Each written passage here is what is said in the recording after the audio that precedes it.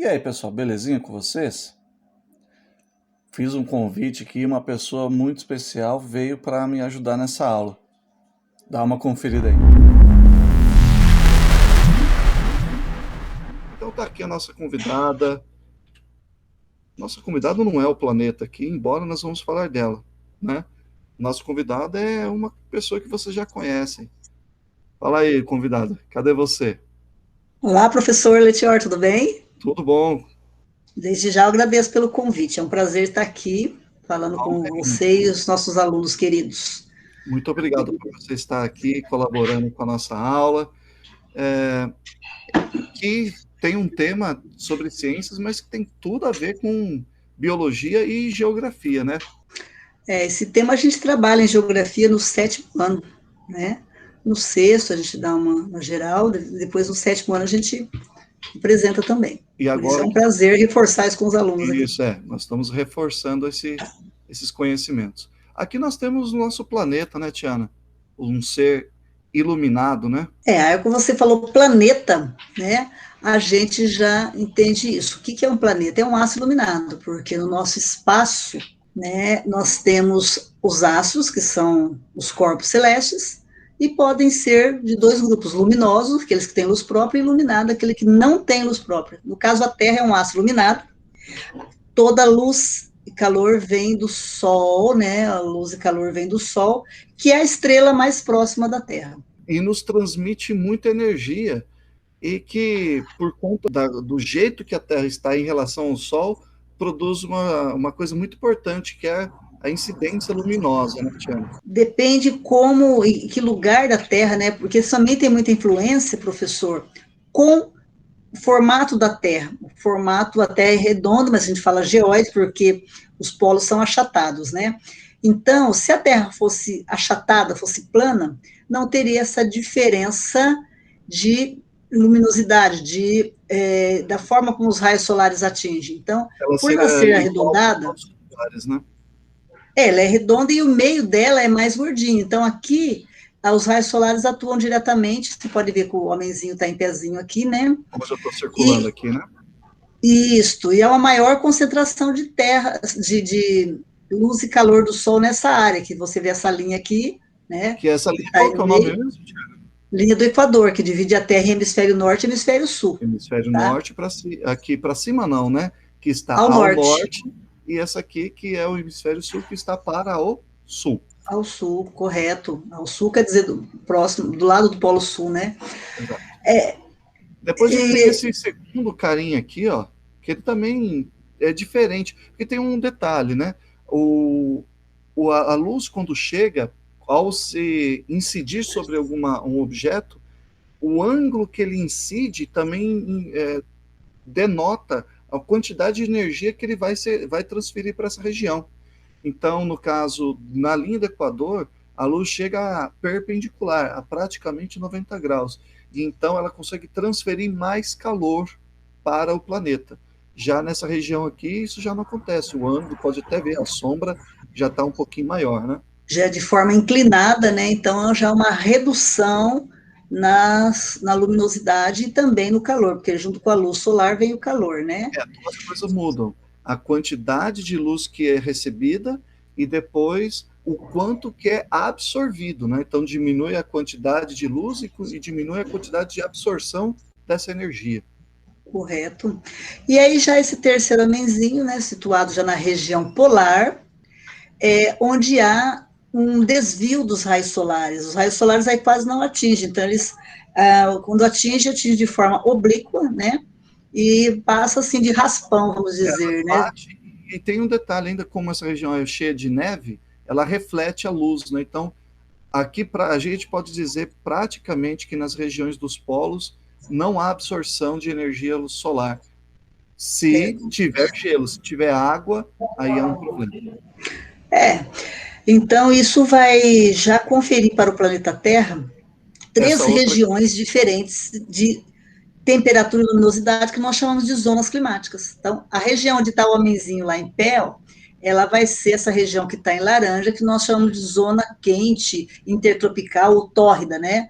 uma região da Terra onde praticamente não existe inverno, é só verão, porque é calor o ano inteiro, a não ser fatores outros que interferem, que é a altitude, né? Mas se for pela localização em relação ao Equador, é muito. Aqui estão os lugares mais quentes do planeta. Sim, o Brasil está aí, ó. Se você está vendo o continente africano, né? Já mais Aqui, ó, o para o Brasil aqui lado já à esquerdo, né? esquerda. A gente já vê parte do Brasil ali, ó. Aqui Certo? é Rio Grande do Norte, né? Isto, essa região nordeste brasileiro, né? Que é, Então, o Brasil, grande parte do Brasil está nessa fase, nessa faixa, né? 92% do território brasileiro, dessa faixa que nós chamamos de intertropical, na zona de maior incidência dos raios solares. Isso já explica o Brasil, por que no Brasil predomina climas quentes, né? Porque a localização no globo terrestre. Grande parte do Brasil está nessa região próxima ao Equador, já correto? as zonas temperadas são regiões um pouco mais frias, né? Aí devido aos raios solares atuar de forma inclinada, né, existe uma menor concentração. Então, por que nós somos temperadas, né?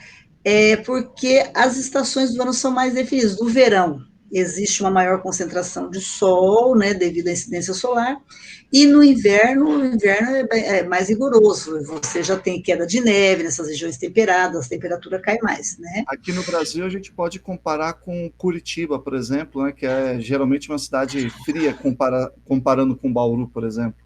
A mais que Curitiba, vamos caminhar mais ao sul, né? Você tem Gramado, São Joaquim, né? A região de Santa Quanto mais ao Catarina, sul né? for, mais E Rio frio Grande do será. Sul, sim. Certo. Depois nós temos aí a zona polar ou glacial, que lá está de azul, né? Aqui Essa zona embaixo também polar, tem, a gente não está enxergando, mas está aqui também, né? Aqui no Polo Sul isso, acontece a mesma coisa que acontece aqui. A diferença é a porção de solo, né? Onde a gente poderia pôr os pés. Aqui no Polo Norte tem uma condição diferente do Sul, né? aí na região do Polo Norte não há um continente, né? Aí você tem parte da Europa, da Ásia, Europa aqui, a Ásia é mais e para da sul. América. E aqui Já que na aí região chega. do Polo Sul, você tem o continente antártico, tá? Perfeito. Então, nessa região polar, existe um desvio dos raios solares e, por isso, a temperatura é menor, né? Então, a gente percebe que o fato da Terra ser um aço luminoso, iluminado, né?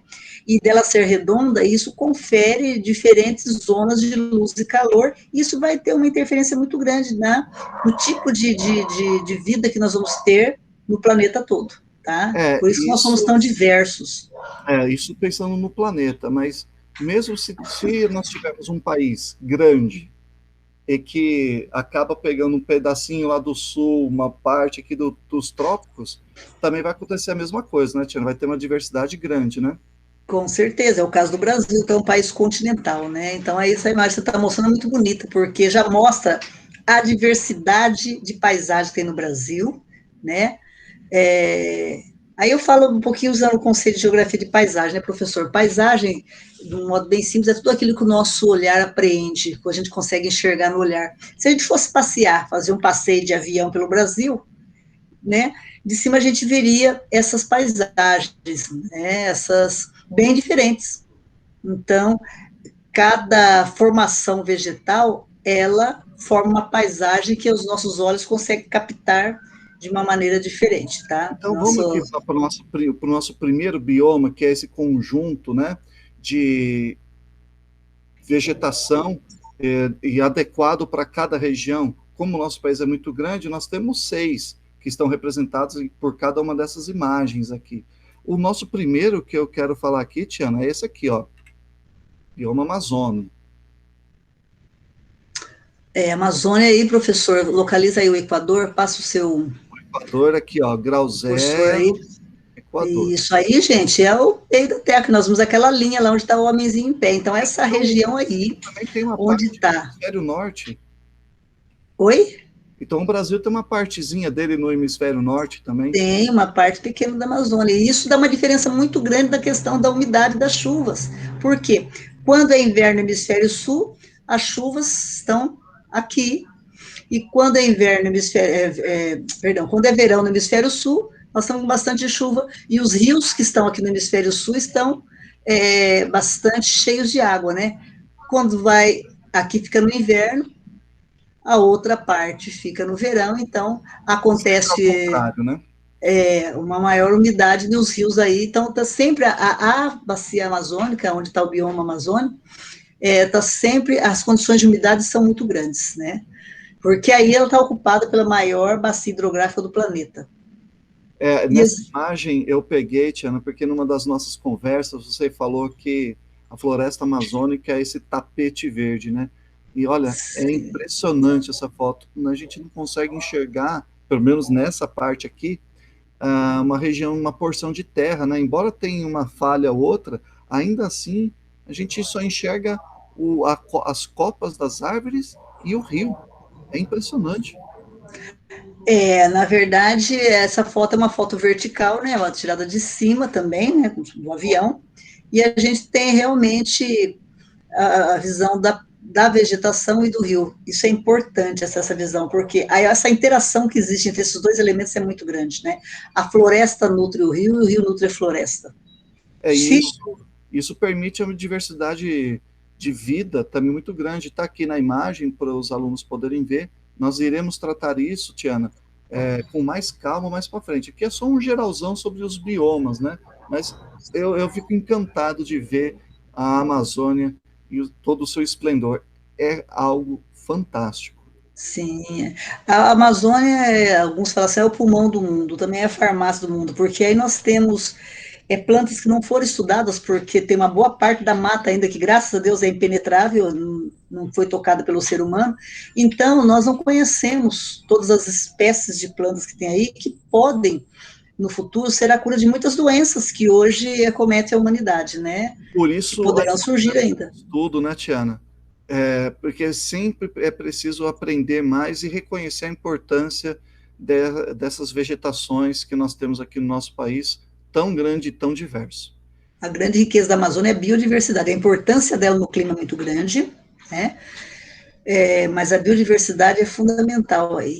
E a É gente um tem que valor ficar de olho. inestimável. O nosso próximo bioma, Tiana, é o Cerrado.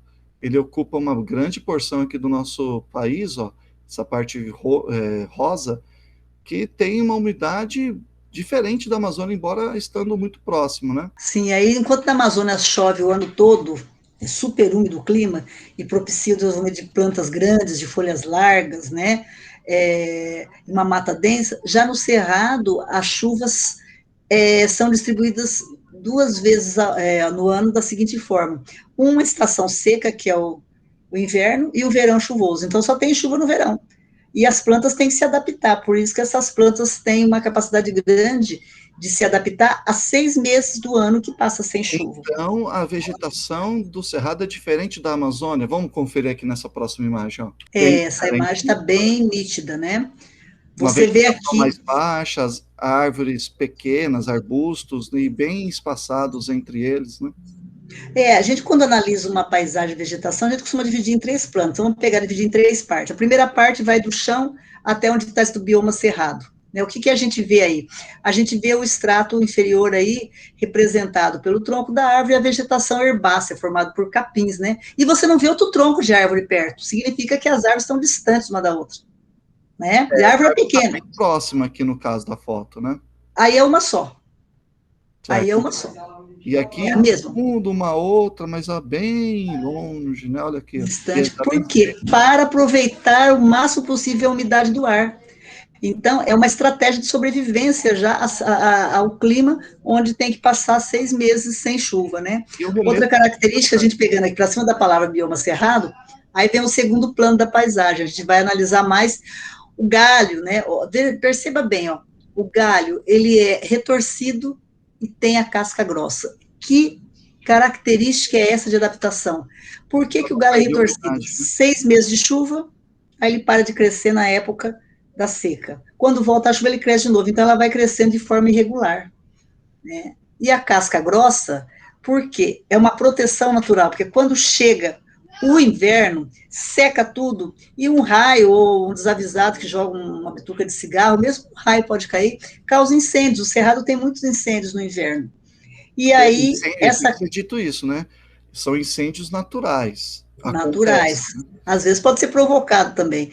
E aí essa casca grossa é uma proteção porque até o fogo queimar toda a casca, pode ser que o fogo se apague e a árvore Que está a árvore protegida, né? consiga se manter. É impressionante mesmo. E Já no terceiro plano, a gente vê lá a copa bastante rala, as folhas pequenas, né?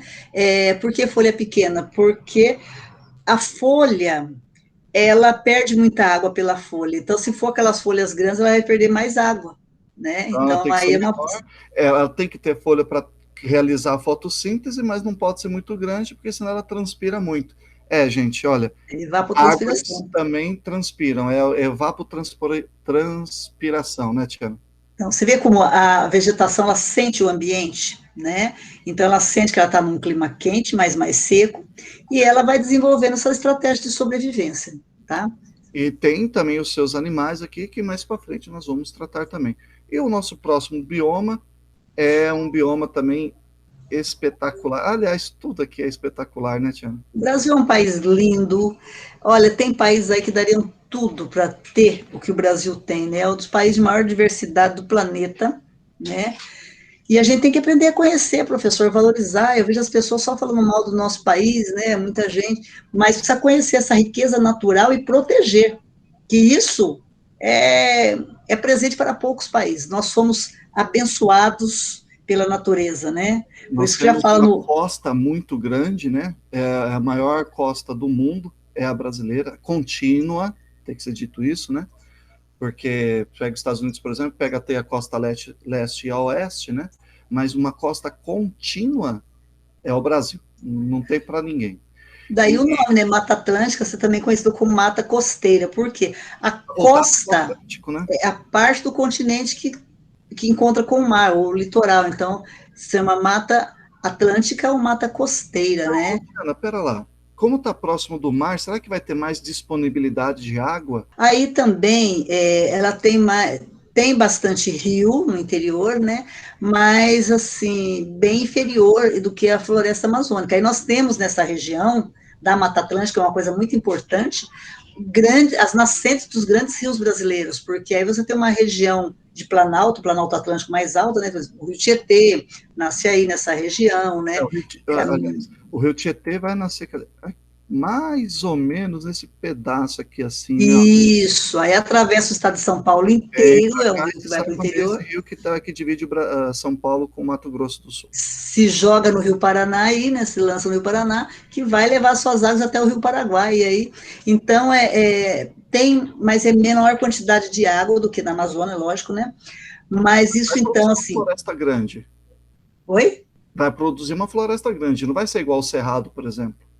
Não, porque é úmido, a gente tem mais ou menos em torno de 1.200 milímetros de chuva anuais, né, E se na Amazônia, você for pegar, o que seria isso, 1.200 milímetros de chuva anuais? Se toda a água que cai durante o ano não infiltrasse no chão, você acumulasse, teria um daria metro ali de altura. mais de 1 metro de altura de água, enquanto na Amazônia dá 2, então a Amazônia é mais úmida que a região da Mata Dois Atlântica. metros na Amazônia. Mas Sim, é ainda 2 assim, mil mesmo milímetros assim, anuais ali a pluviosidade. tá? Mas mesmo assim, a Mata Atlântica ainda tem bastante água, o que faz ela ser uma floresta bem densa também, né? Ela é bem grande, né? Também é uma floresta higrófila, né, adaptada à grande umidade, né, as árvores são altas, porque a umidade favorece o desenvolvimento também das plantas, então, Olha só essa árvores copa aqui, ó, grandes, bem fechadinha, né? Ela não é espaçada as folhas. mas já a gente costuma dizer assim, que a Amazônia, a Mata Atlântica é a Amazônia um retrato menor, né, da Amazônia, É menor densidade. o diminutivo da Amazônia, a gente poderia dizer que seria a Mata Atlântica. É um pouco menos densa, mas uma diversidade muito grande também de espécies Tá vegetais e aqui, ó. animais, né? A É riqueza da incrível. Mata Atlântica é muito grande. Pena que já foi muito devastada também, né? Pelo Descer ser humano. para Santos, para o litoral aqui do estado de São Paulo, é um passeio muito bonito. Lindíssimo, Né? lindíssimo. Aquela E mata toda florida, é coisa aquelas fantástica. cachoeiras, né? Ah, é incrível. E aí vive muita população, viu, professor? Dentro da Mata Atlântica ali vive populações indígenas, ribeirinhas, Sim, caiçaras, vive muita população aí que a gente pensa que olhando de cima só tem a mata, né? Igual na Amazônia também você tem indígenas. Então, as chamadas, essas populações, as populações nativas que devem ser protegidas, tem as que vivem no Cerrado também, tá? e o nosso próximo bioma E foi até tema de uma novela aí dos anos 80, 90, se eu não me engano, muito famosa também no mundo, porque é algo singular, né? É único no mundo, né? Que é o bioma Pantanal. O Pantanal tem esse nome porque ele é atravessado pelo rio Paraguai, né, de norte a sul, e o rio Paraguai, no verão, ele transborda, enche, né, com as águas das chuvas, transborda formando lagoas. Você tem essa foto aí dele? Ah, Formando lagoas, né? Olha lá. essa foto E aqui essas já estava na lagoas seca aí, já, o né, Tia? lugar que tem muita água, a gente chama de pântano. Se percebe que já existe ali do lado, né? Já está formando ali uma É, prainha do lado quase, né? Está e baixando aqui já o também, lago. até essas outras regiões secas já, né? E isso, quer dizer, vai desenvolvendo até uma vegetação, mas você percebe também que a vegetação mais densa é a do lado das lagoas, né? Isso é É, incrível. então, por isso que é chamado de Pantanal, porque é uma região com bastante áreas alagadiças, né? Nós chamamos de pântano, e Pântano. é uma relação que nós fazemos aí. Tá bom? O Pantanal, como a maior parte é no Mato Grosso, nós falamos Pantanal Mato-Grossense, né? O cartão de visita do Mato Grosso, pela diversidade também E, que ó, existe. o norte, noroeste aqui do Mato Grosso, né? Ó, praticamente inteiro, né? Norte e noroeste, né? Beleza. Mato Grosso do Sul, né? Você vê que ele pega um trecho de Mato Grosso e Mato Grosso do Sul. É um pedacinho, né? Olha, O sul de e Mato Grosso e o Mato quantidade de Grosso do Sul, uma animais boa parte. também, e com espécies que só tem aqui, não, só para dizer, endêmico são espécies que só ocorrem nessa região. E aqui são 146 espécies endêmicas de flora. É muito grande. E temos aí outro que é fantástico também, é, faz parte muito da cultura nordestina, né? Que é a caatinga. Às vezes as pessoas costumam falar caatinga, né? Falamos caatinga, que é um termo indígena que significa mata branca, mata acinzentada, mata esbranquiçada, né? Porque durante o período que não chove, a caatinga também tem um período grande de estiagem, né, que é falta de água, e aí as plantas, grande parte, perdem as folhas também, né? Fica só aquele mato ressecado, meio acinzentado, Tudo somando-se com a mato, né? poeira que tem. Então é chamado mata branca, esse é o São nome, arbustos só tá? também, né, Fiona? São arbustos e cactos, né? Adaptados a uma região onde a água é bastante Escassa. escassa, né? Não é um deserto, viu, professor? Aí é um semideserto, porque um deserto, ele chove no máximo 250 milímetros anuais. Na região da Caatinga, nós temos 750 milímetros de chuva, então Ainda tem é uma chuva maior fora umidade que o disso deserto. aí. E Sim, as mesmo chuvas e com. problemas são mal distribuídas. Sim, mas ainda assim, mesmo com um bioma mais, entre aspas, fraco, vamos assim dizer, ou com menos distribuição de água, é uma fauna muito grande também, ó, a flora aqui, 5.300 E espécies, rica. 1.500 espécies endêmicas de flora. Gente, a natureza era fantástica, né? E pensar que tudo isso não é só uma coisa que aconteceu, é a relação entre todos esses seres vivos, tanto dos vegetais quanto dos animais, e também não devemos nos esquecer, né, Tiana, a ação humana que, na maior parte das vezes, tem arrebentado com tudo isso daí, né? Infelizmente. Por isso que é importante a gente aprender para aprender a conservar, né? E Porque ainda tem mais um bioma, né, professor, que nós não falamos, o Pampa, que é o Pampa. que O fica bem aqui ao Pampa sul do é país, a vegetação, e é engraçado, porque correto. ele pega uma boa parte da América do Sul, mas como o nosso país aqui no sul ele é mais fininho, né, praticamente só o Rio Grande do Sul aqui, ó, ele tem uma porcentagem aqui pequena em relação ao todo do nosso país, mas faz parte, inclusive, é tema de várias músicas lá do Rio Grande do Sul, faz parte da cultura local, né? Isso, se estende para a Argentina e também para o Uruguai, né? Veja que o Pampa também, ele está localizado numa região mais plana, com algumas ondulações, nós chamamos de coxilhas, que são morros levemente ondulados, né? Mas predomina uma região plana, num clima temperado, então aí favorece o desenvolvimento de uma vegetação rasteira, É que nós temos que lembrar que aqui, ó, que nós ficou chamamos campos. E essa vegetação rasteira também, naturalmente, ela serve como você.